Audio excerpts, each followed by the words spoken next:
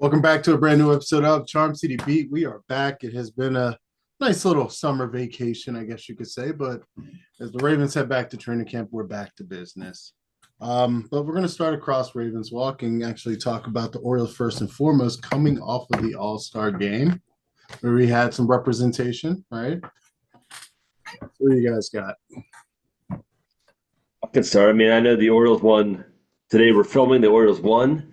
They avoided getting swept by the Marlins. I saw something where they're one of two teams that have only won five or less games since the All Star break. So they're scuffling a little bit coming out of the break, but they're still 20 games above 500, 2 games ahead of the Yankees in the American League East, and they're tied with the Indians for the best record in the American League. So can't be too upset about what's happening.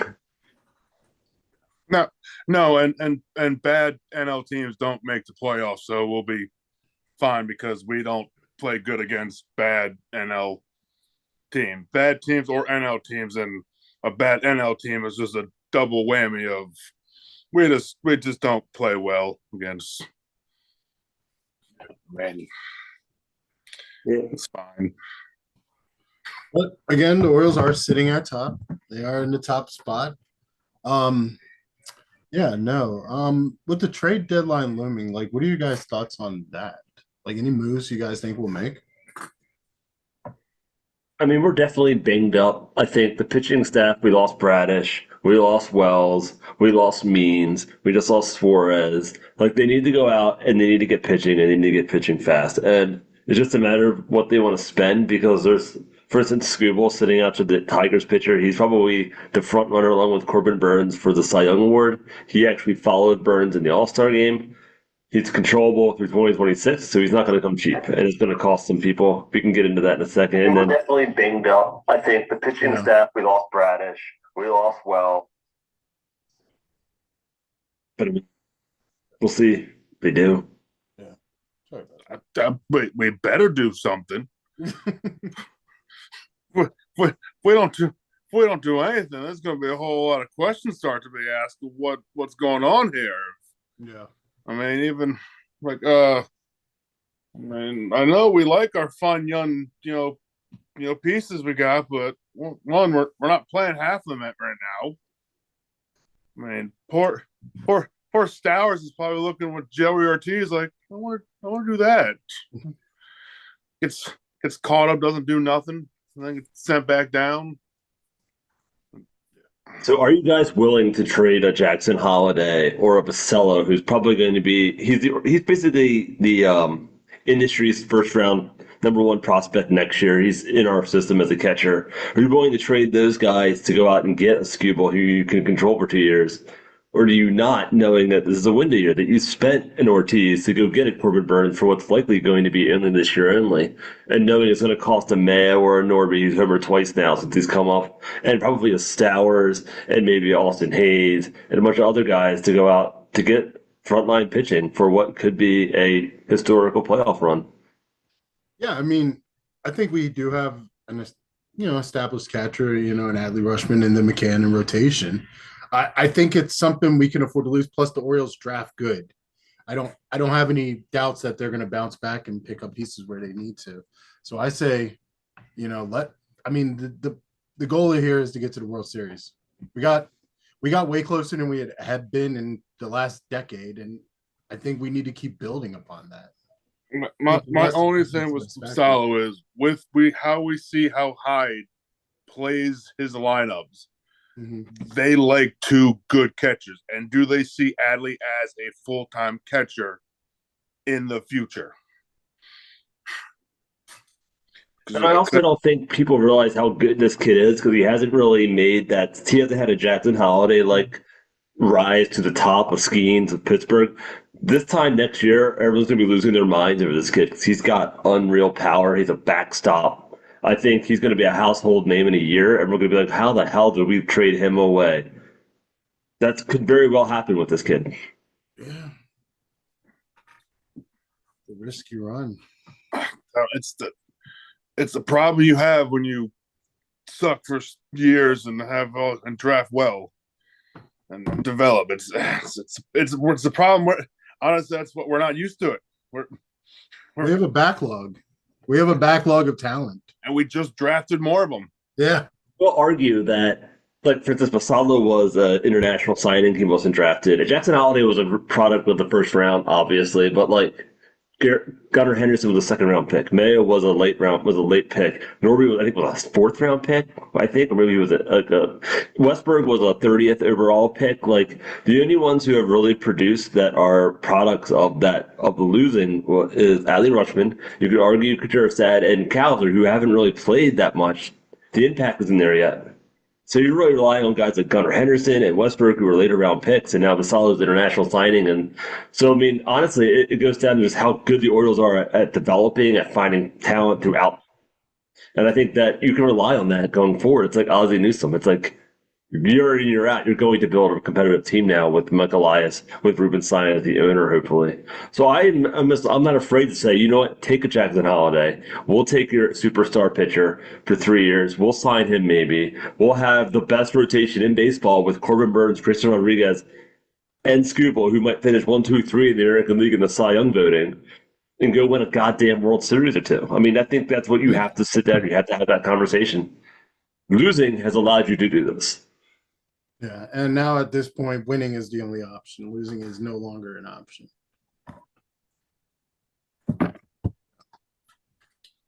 But oh man, yeah. No, the Orioles are definitely in a situation again. I mean, I remember us last year sitting here as we got ready for our fall season kickoff last year. And it's a different feeling because I feel like we were always asking the question, are they good? Like we didn't want to admit it. But now it's like, no, they're the shit. They're the number one team in the AL East. Like, no, and again, it's like last year was, do we make a move? Are we ready? we have to. We have to. That's why we ended up with Flaherty, which but this year it's kind of If we didn't lose everyone we lost, maybe not, but we've lost a lot in that rotation. And Suarez going down, that basically means you lose a rotation and a bullpen. Yeah. Because if we got a starter, he could have moved to the bullpen, but going back though to the All-Star game, a lot of cool shit happened. Of course, Gunnar Henderson starting at shortstop. Also participated in Home Run Derby. Kind of disappointing. I did like the new format. What did you guys think of the new format to the Home Run Derby? I thought it was refreshing. I think it made the rounds a little faster. And I didn't mind it. When does it translate over to MLB The Show? what show? That needs to happen next year.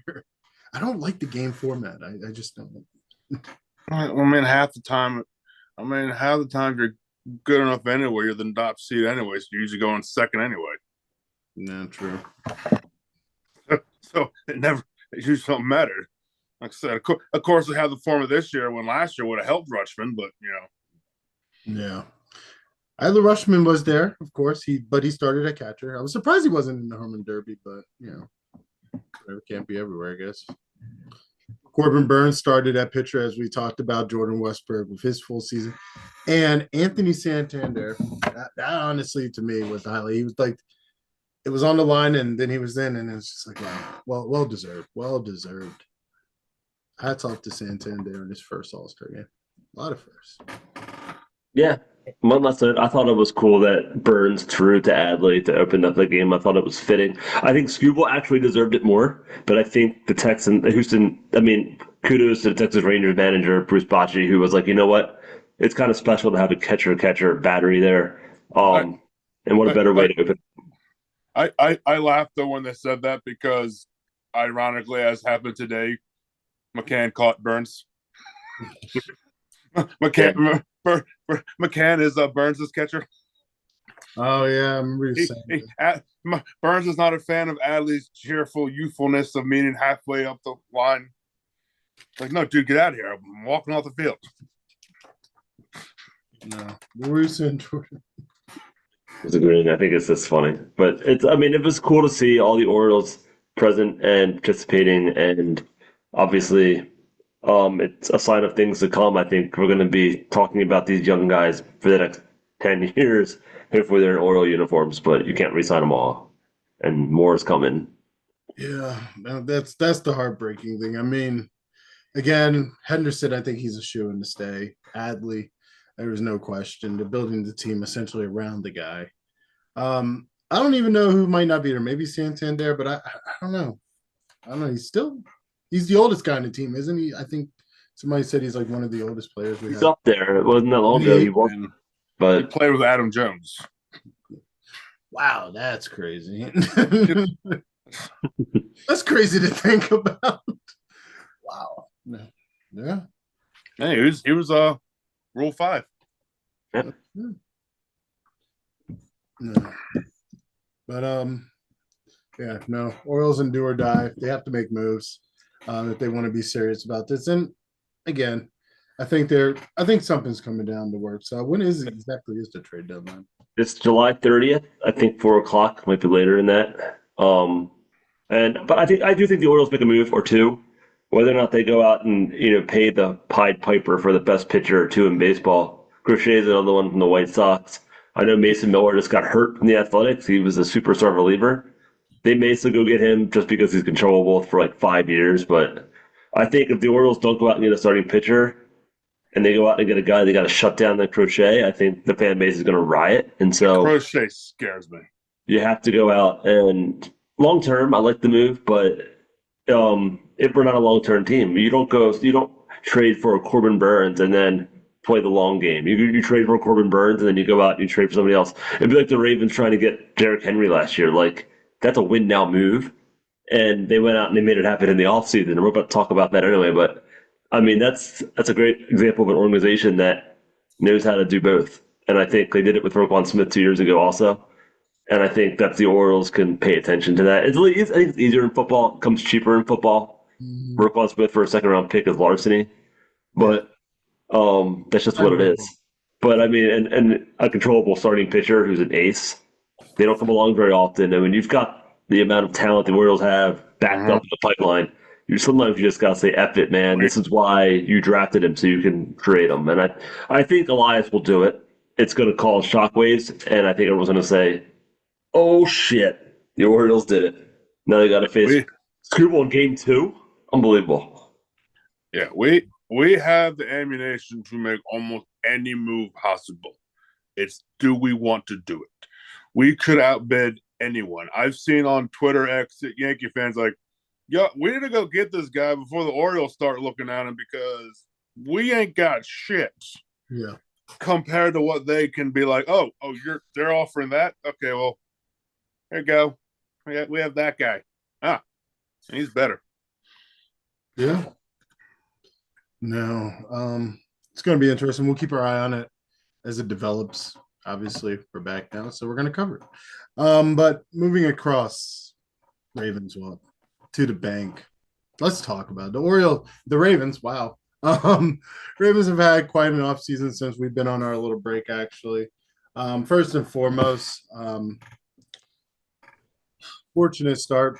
Jacoby Jones passed away earlier this month.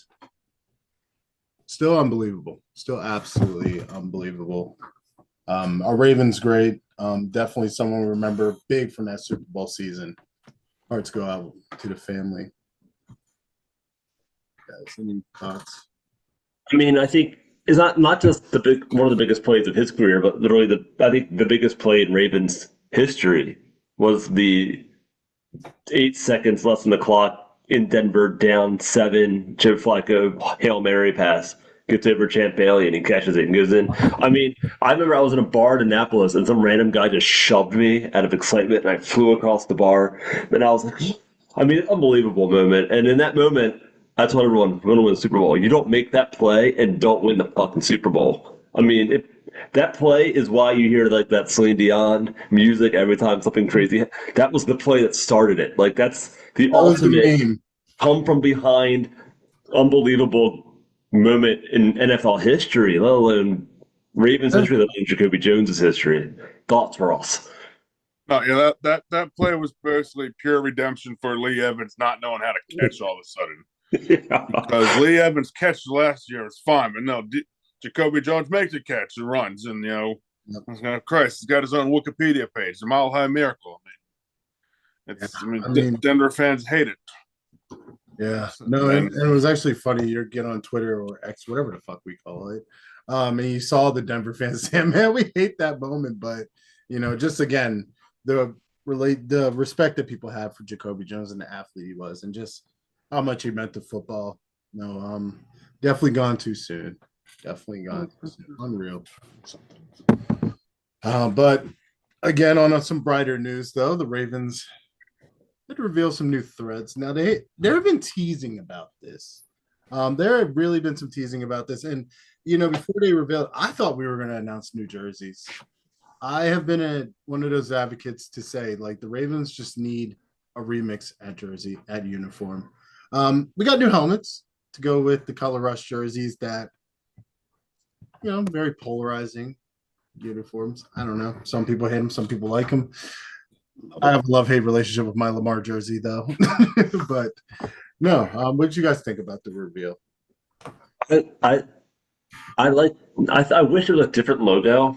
However, I do think it's cool that they have a new helmet. I think it was a long time coming. I would have rather have seen the shield or something, but I also like the other Raven that's like facing you with I don't know, but I don't mind it. And the jerseys are cool. I liked them when they were the black pants. The all purples kind of pissed me off a little bit, and I think it's got the week against the Bengals written all over it, and they'll probably black out against the Bills. That's my guess. But I think you're going to see in one of those two games, either Bills on Sunday Night Football on the 29th or the Bengals on Thursday Night Football. Yeah. Russ? Oh, I loved it. I made that perfectly clear the first day they came out. And of my opinion, if the players love it, as Mark Andrews says, it's badass. Zay Flowers, if you watch any of the recent Brass Wire, he couldn't stop talking about it. Yeah, he's on the sideline. Yo, you see the new helmets? When he revealed them in his little feet, what's in the box? He's like, "Oh, we wearing these? They didn't believe they were real." Well, what's crazy is like I'm not saying that exact design, but very similar ones have popped up on the internet when people do like helmet renderings on Instagram and Facebook. So I've seen ones that have looked like that. So that's why it was like really cool. It's like, oh wow, they really must have looked at the fan art and said, "Hey, fuck it, bring it to real life." And they said once 2 years ago, once the NFL said you could have one alternate helmet. That's the other thing people don't. I don't think a lot of people realize how restricted the NFL actually is with jerseys. Oh, yeah.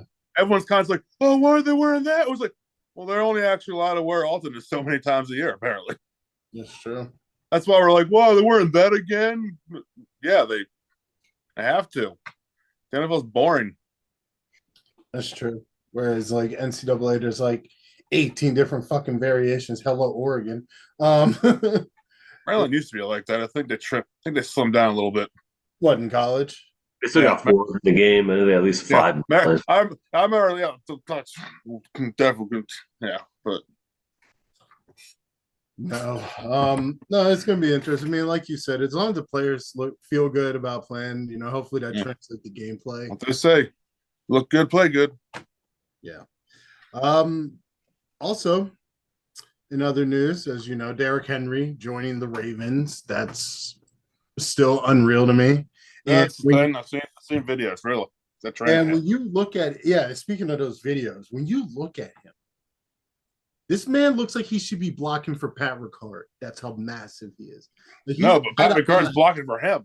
He's like mass eye to eye with Ronnie Stanley, his tackle, who should be blocking for him. It's absolutely insane. Just the sheer size. So again, good luck, NFL defenses. But on top of that, the Ravens did sign former Alabama teammate of Marlon Humphreys, Eddie Jackson, in a 1 year, $1.5 million contract. They saw just, the productivity and success they have with that 3 safety set with Geno Stone. He's gone. He didn't want to be here. He's with the Bengals. Fuck him too. And we got somebody that wants to play. It's probably better and way cheaper. Exactly. Got it on a discount. Sorry. I definitely think it's a bit of a different type of player than Stone. I don't want Eddie Jackson anywhere near center field. He's one of the worst coverage safeties in football, but he's an absolute menace in the box. And I think he's going to allow you to move Kyle Hamilton around to be a center fielder, to be a linebacker, to basically allow you to put him in a slot. So you can just put Eddie Jackson in the box, and he can do a little bit of coverage, but you don't want to. If you're relying on him in the secondary, I think you're in trouble.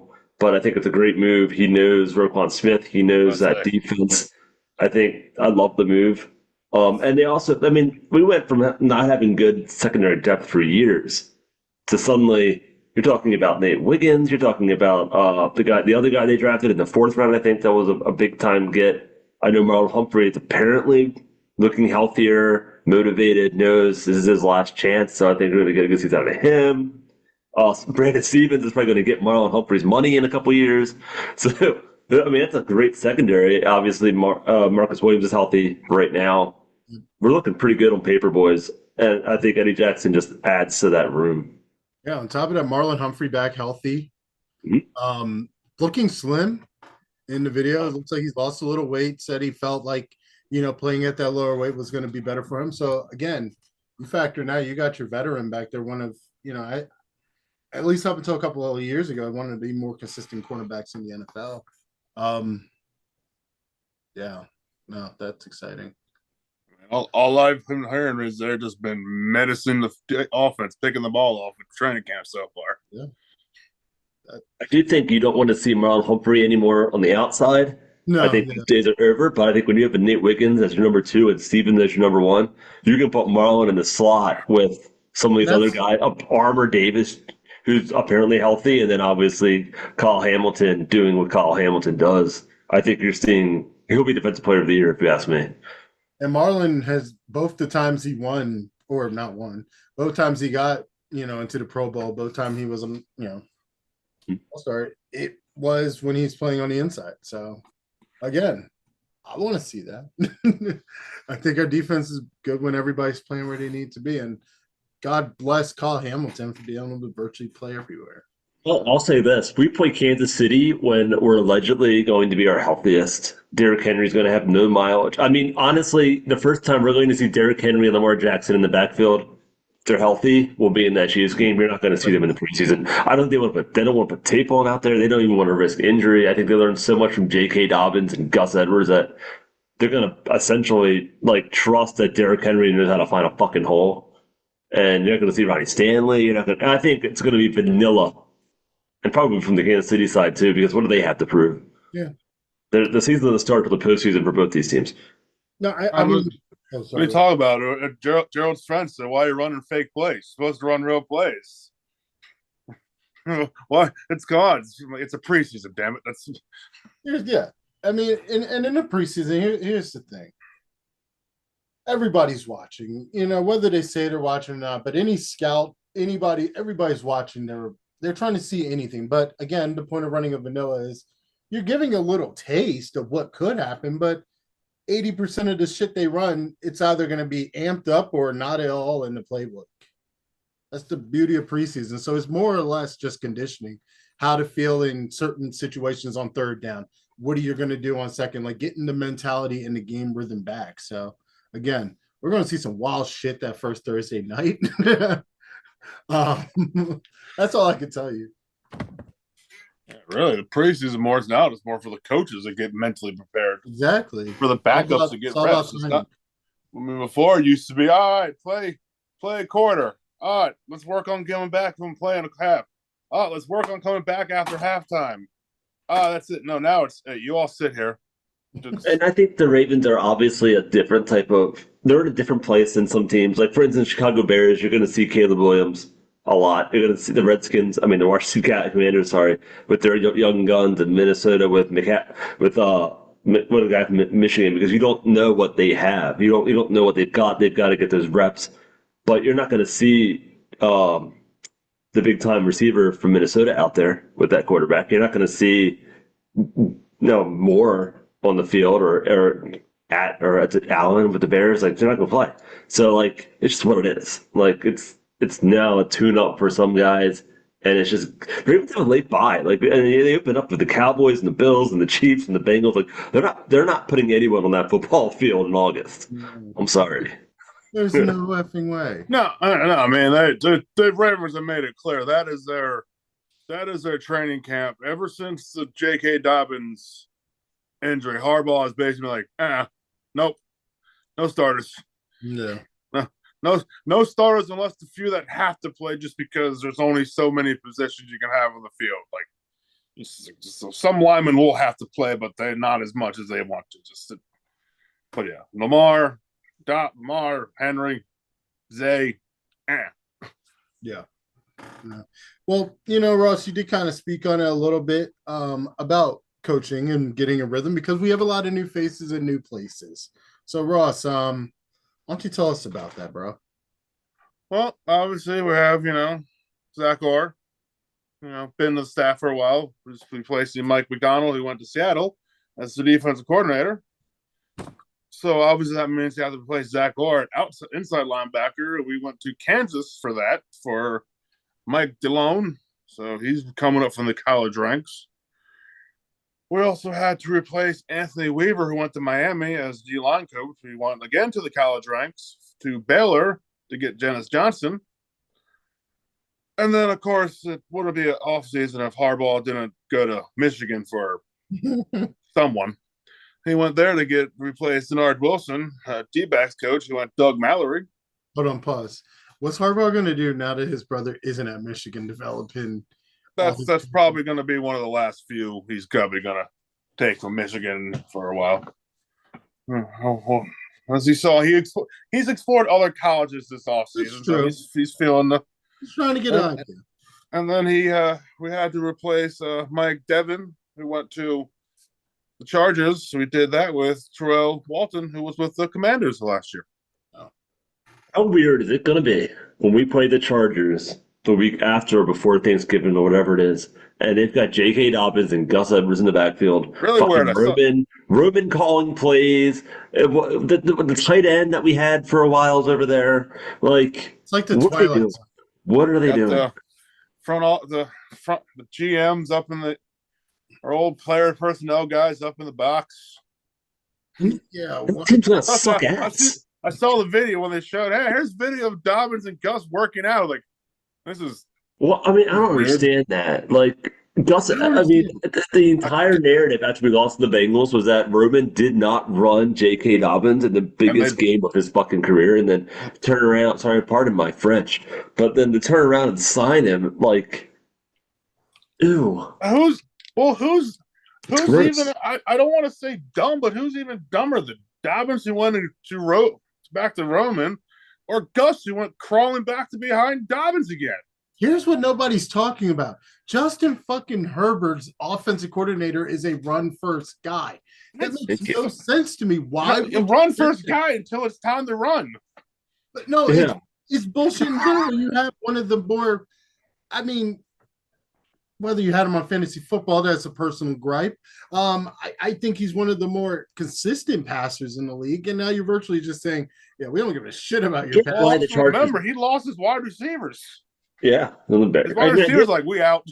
I get why the Chargers did it. Harbaugh went to the Super Bowl with Roman, but they had a quarterback that was a lot more athletic, that I honestly think people don't want to talk about it, but he paved the way for guys like Lamar Jackson to come in. Like, he made it so that, hey, these guys can come in, these athletic quarterbacks, and they can do it all. And he tore up. He set some records. And I think that was like an NFL sat back and said, I know the Ravens remembered it. And obviously, I think Lamar Jackson is a direct response to that, having to face that in the playoffs, and Harbaugh talking to Harbaugh. And that's why they went out and got Greg Roman. And so the Chargers are going to try to do it again, but with a guy that isn't quite as athletic as Kaepernick. Not even close. No, or they don't have a running back like Frank Gore in the backfield to tote the load. They got now Dobbins, who could be one cut away from blowing out another anything. And then Gus, who, he's fine. He's a system back. I don't mind Gus Edwards. But he had 11 touchdowns last year at the red zone. Imagine what Derrick Henry's going to do this year. Holy shit. Oh my God. Derrick Henry, Jesus Christ. It's like he's like literally a creative player in Madden from like 2005. They made him like super big, taller than everybody else. No, we He just literally crushed lost Henry. 2 running backs and then basically replaced them with one person, Yeah, which is pretty why much. we can go into this all season. We can basically go into the season with him, Hill, and maybe the rookie until Mitchell's back. We don't have to worry about having someone else possibly.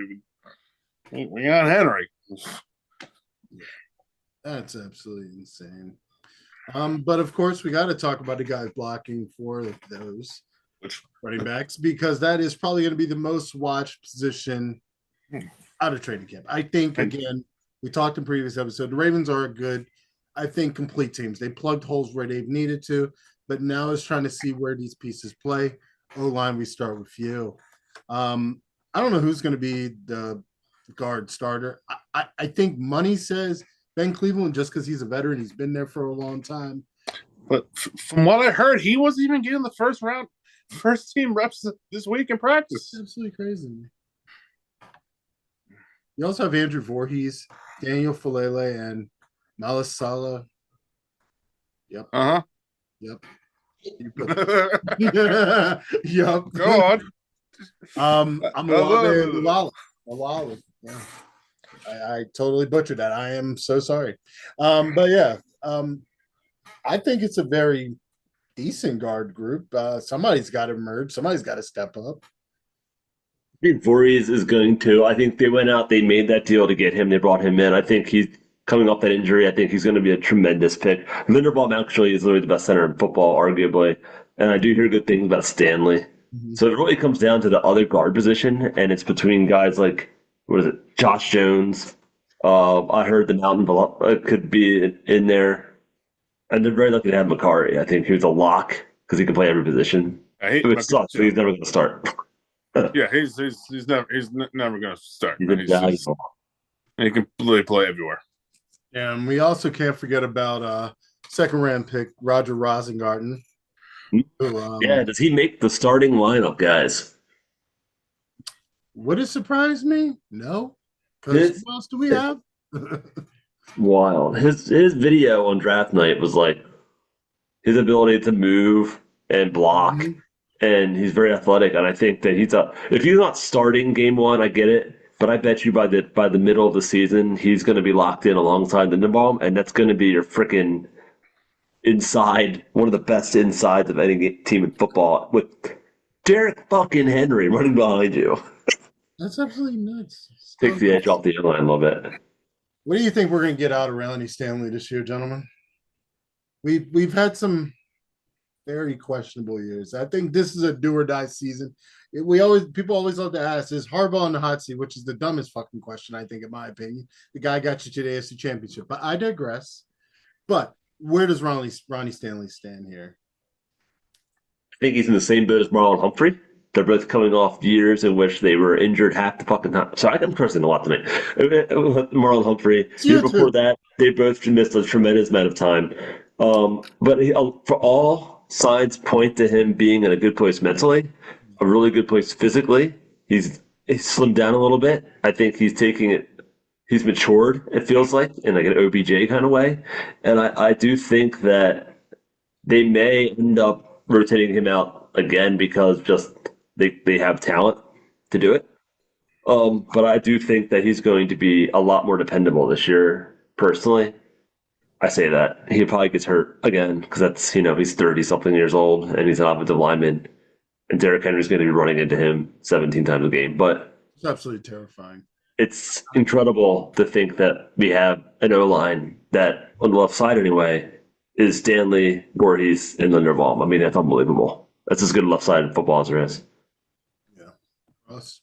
No, I agree. I mean, he was willing to take the pay cut or whatever it was, and a lot of times that someone's like, okay, I think I need to step up here a little bit. I understand. I understand why I'm doing this, but so yeah, I think he understands that he's kind of on his last leg here, possibly, depending on how he does, literally and figuratively. But no, I think we're getting a rejuvenated Stanley. One who said I'd be pretty rejuvenated having Derrick Henry behind me to run. Like, I get the block for that. Oh, hell yeah! Well, here's I also can the do other that. thing. They actually get to know there's going to be a great deal. Like again, as a offensive lineman, 9 times out of 10, that offensive lineman loves to run. They love run blocking because run blocking, you're just attacking, and that's awesome. Going So that now way. it's like it's not so much a question. I mean, I'm sure there's going to be in this Todd Monken offense. There's going to be some trick plays that goes without being said. We might even see Derrick Henry with a couple of touchdown passes. We know 100%. 100%. We They know are he very can throw excited for that. That is happening. Hold on. Check it out. We found out Lamar Jackson could catch last season. His own passes, by the way. Think about it. Could you imagine just like hand off to Henry? Henry just pops it over the top. Really shit a brick if our $260 million quarterback does anything that's not hitting it off or throwing it. Like, I will be upset.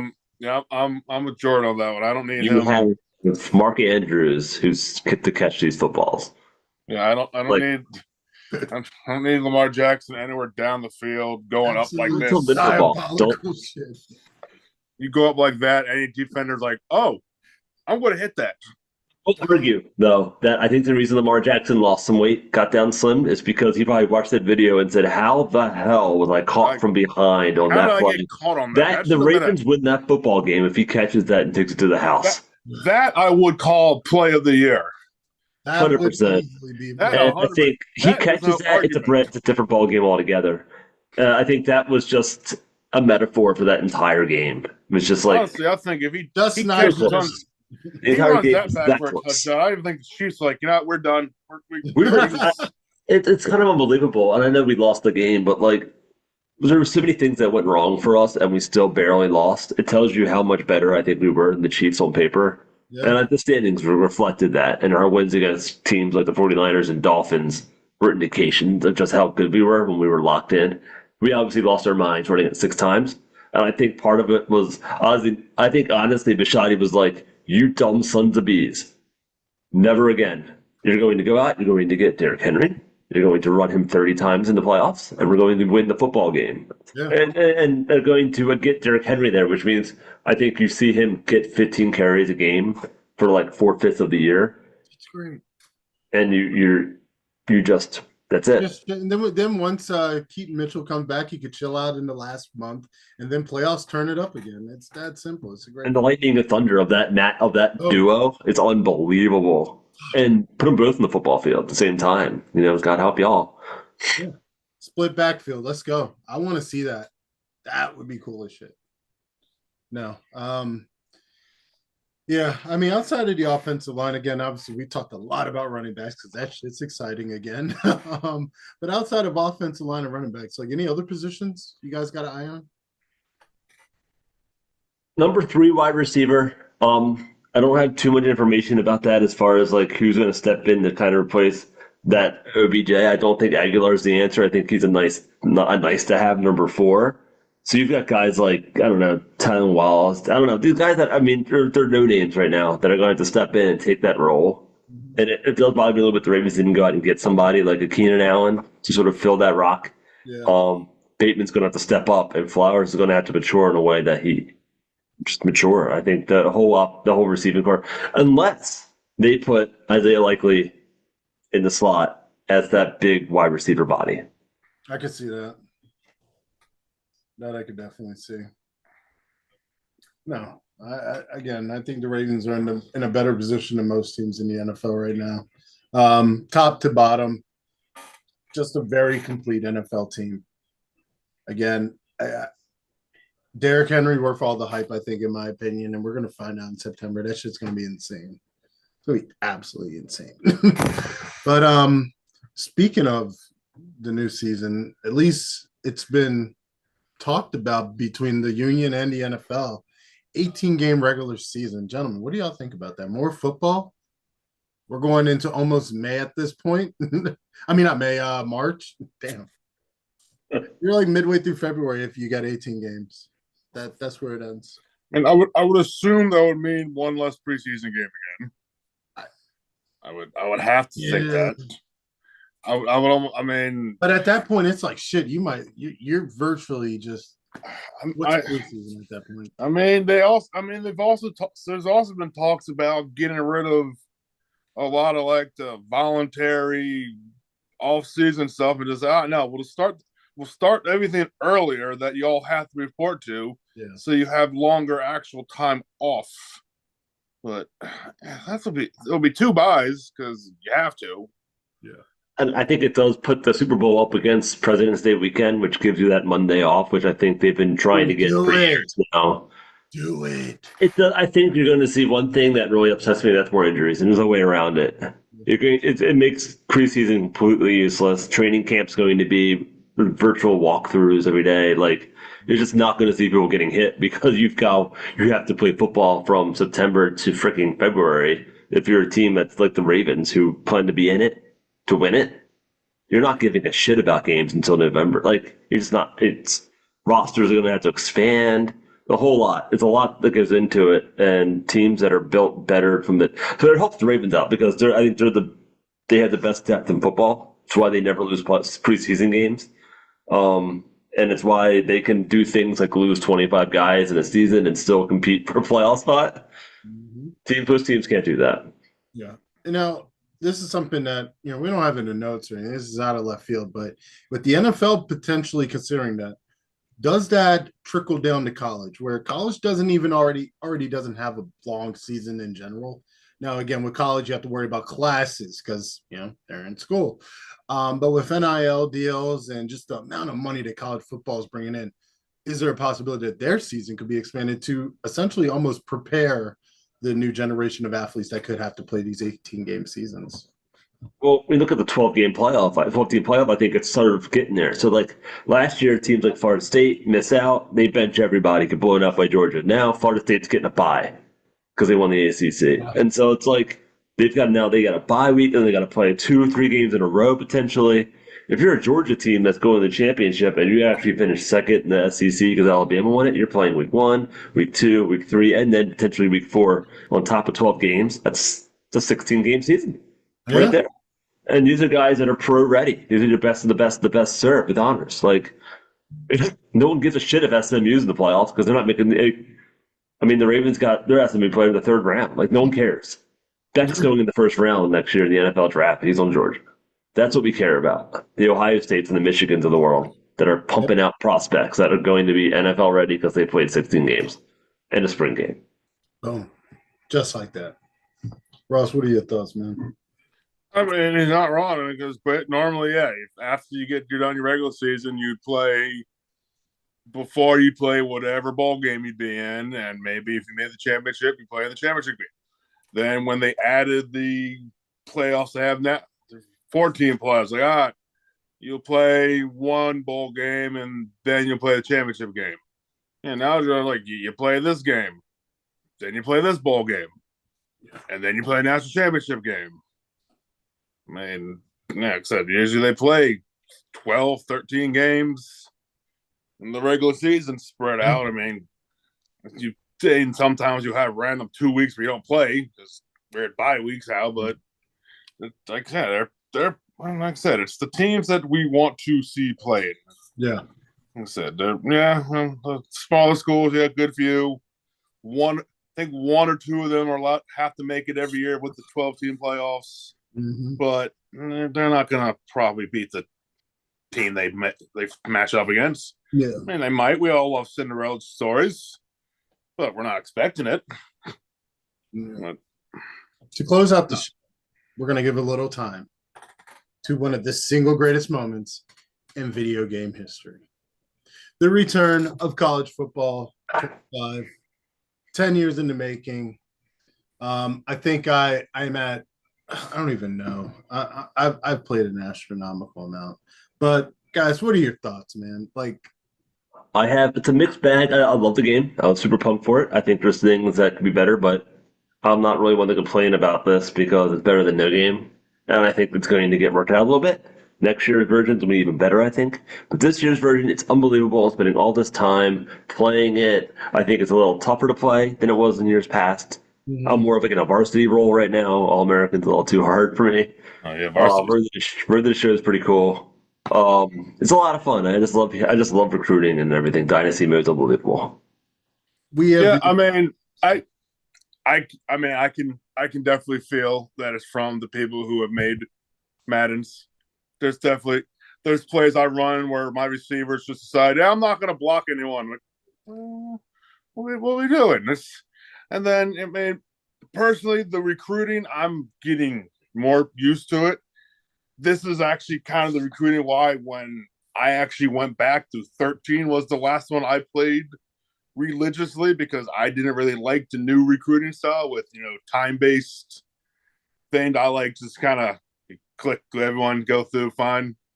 I'm getting used to it. It's still weird. Yeah. But no, I've said Road to Glory is nice. It's could be better. I was expecting a little more with how they described me doing stuff instead of just spend some points here, spend some points there.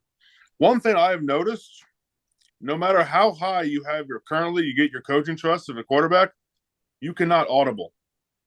Yeah, you can't. They need to fix that.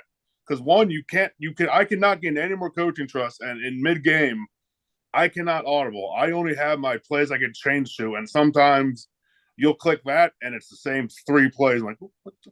So check this out. I figured out a hack. Number one, I downloaded a game last Thursday because I didn't realize I could have downloaded the demo early. So I put in one day, 20 hours and 24 minutes. That's the amount of time I've been playing. And I figured out some hacks behind it. So when you are in Dynasty, not Dynasty mode, Road to Glory, you're on the field, just run no huddle. So I get that, but if you're in a shot, say you're in the shotgun formation, they're going to give you multiple sets of that formation and just run plays off of that. And that's how you get the passing yards that I was showing you. That's fine, but sometimes even you pick that play and you're like, oh, I can't run this play because they're pressing my guys. This screen's not going to work. I can't just audible. I just want to change my whole play. I have full coaching trust. I mean, I am currently a starting junior at Alabama. Let me audible after I call a play. I could think, I'm going to run this real quick. This should work. Oh, wait, hey, the stack box. I need to change this. I'm be real perfectly honest with you, though. Just how much I've enjoyed it. Because, again, I'm a big college football fan. I just love just the sheer size of college football. There's so many fucking teams. But number one, just playing that game, I don't even really have a purpose to buy Madden right now. I'm not even thinking. Buying Madden again. So maybe November, if that. I don't even know. But not. Yeah. I got MLB The Show, NCAA, and I'm good. I got the old Madden. I got last year's Madden still. I'm fucking good. That's fine. Any of y'all just scared to play me in a football game. Oh, so I got a connected connected franchise that I knew was going to stop as soon as that game got downloaded on your system. We were not fast enough that 2-3 days we had it that I even was playing NCAA at the time and still going back and playing the Madden game just to try to get through that one season. Oh, good. Yeah, no, I'm off tomorrow. I might have to do that. But no, NCAA has been absolutely captivating. I was telling my wife about it, and I was like, it feels like the game I played as a kid, but better. Graphics wise, the game is fluid. That's the number one thing for me that I like. It's not boxy movement. It's very fluid. I know it's the same company as that develops Madden, but I don't know if they got their top brass on this one, but it's just a very fluid game. I mean, that makes a load of a difference to me, but we're going to have to figure out playing some lives together, guys. Oh, there's like Jordan pointed out, there's still a lot that can be fixed. There is. I think as I move on to Dynasty, maybe I might start seeing shit, but I'm also afraid next year will be better. I'm just afraid they're gonna start doing like they with Madden. Next year's Ultimate Team. We're gonna change in Dynasty, we'll just get left behind. Yeah. Franchise mode. Because it doesn't make them money. Well, and then I guess I'm saving my pennies for Grand Theft Auto 6 then. It's a buyer's market, Ross. It's a buyer's market. No, they. It's alienating half of your fan base Oh shit. because microtransactions. Yeah. That's why I don't do that shit. But that does it for our show. The seasons are upon us. The Ravens are back in training camp. Um, Exciting time. We're gonna be covering a lot as the summer goes on. It's wrapping up. Wow, it's already almost August. But don't forget to like and subscribe. Stay tuned for more. We will have updates coming across our social media. So stay tuned for that. Go Ravens, go.